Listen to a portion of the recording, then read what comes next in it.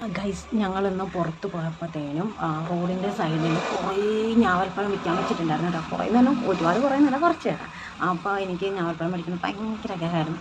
പക്ഷേ എനിക്ക് മേടിക്കാൻ പറ്റിയില്ല ഗൈസ്. 1 കിലോ ഞാവൽപ്പഴത്തിന് 400 രൂപ, അര കിലോ 200 രൂപ കേട്ടോ.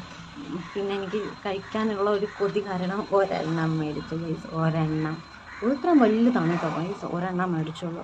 അപ്പം അത് എനിക്ക് എനിക്ക് ഇനിയും കുറേ ഞാവൽപ്പഴം വേണമെന്ന് ഭയങ്കര ആഗ്രഹം. പക്ഷേങ്കിൽ അന്നേരം കയ്യിൽ പൈസ ഉണ്ടായില്ല. അതുമല്ല അത്രയും പൈസ ഉണ്ടായിരുന്നു. അപ്പോൾ അതുകൊണ്ട് പിന്നെ മേടിക്കാനും പറ്റിയില്ല. അതോ പണ്ട് എനിക്ക് തോന്നുന്നു ഞാൻ സ്കൂളിൽ എന്തോ പഠിച്ചുകൊണ്ടിരുന്ന കാലത്ത് ഞാവൽപ്പഴം കഴിച്ചാൽ പിന്നെ അത് ഇപ്പോഴായിട്ട് കഴിക്കണത്.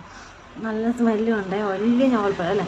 അപ്പോൾ ഇത് ഞാനിപ്പോൾ കഴിക്കണില്ല. കാരണം എന്താണെന്ന് വെച്ച് കഴിഞ്ഞാൽ കുറേ നാൾ കൂടിയിട്ട് ഞാവൽപ്പഴം കിട്ടണം. അപ്പോൾ ഞാൻ ഓർത്തു അനിയത്തി ജോലിക്ക് പോയിക്കാം, അനിയത്തിയും കൂടെ വന്നിട്ട് കുറച്ച് അവർക്ക് കൂടെ കൊടുത്തിട്ട് കഴിക്കാമെന്ന് വിചാരിച്ചേട്ടോ. അതുകൊണ്ട് ഞാനിപ്പോൾ കഴിക്കണില്ല.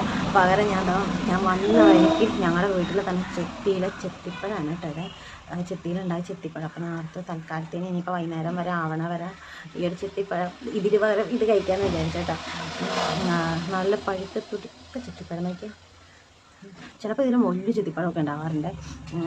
ഞാൻ കഴിക്കാവേ. ഇത് കഴുകിയതാണ് കേട്ടോ.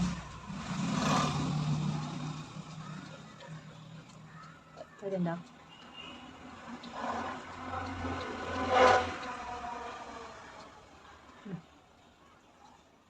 ഇതാണ് എൻ്റെ മനസ്സിൽ. പക്ഷെ ഇത് ഞാൻ അനിയത്തി വന്നിട്ടേ കഴിക്കത്തുള്ളൂ കേട്ടോ. എനിക്ക് ഇനിയും വേണം ചെത്തിപ്പഴമല്ല കേട്ടോ, ഞാവൽപ്പഴം. പണ്ട് ഞങ്ങളുടെ ആൻറ്റിയുടെ വീട്ടിൽ ഞാവൽപ്പഴം ഉണ്ടാകുന്നത്. പക്ഷെ ഇത്രയും വലുതല്ല, ഇതിൻ്റെ കുഞ്ഞ് കുറച്ചും കൂടെ ചെറുത്തില്ല അതായിരുന്നു. പക്ഷേ എങ്കിലും അതൊക്കെ വെട്ടിക്കളഞ്ഞു വെച്ചു. അത് ഒരുപാടുണ്ടാവുന്നുണ്ട്. കുറേ നിലത്തൊക്കെ വീണ് നടക്കായിരുന്നു. ഞങ്ങളെ കയറിയൊക്കെ പറിക്കായിരുന്നു. ഇപ്പോൾ ഇത് ഈ ഒരു സാധനം കാണാനേ ഇല്ല. എനിക്ക് എന്നാന്ന് പറയുന്നത്, എനിക്ക് ഒരെണ്ണം മേടിച്ചു എന്നുള്ള നിങ്ങൾക്കും ഇതുപോലെ ഉണ്ടോ?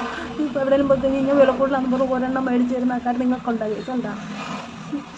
എന്നാ പറയാൻ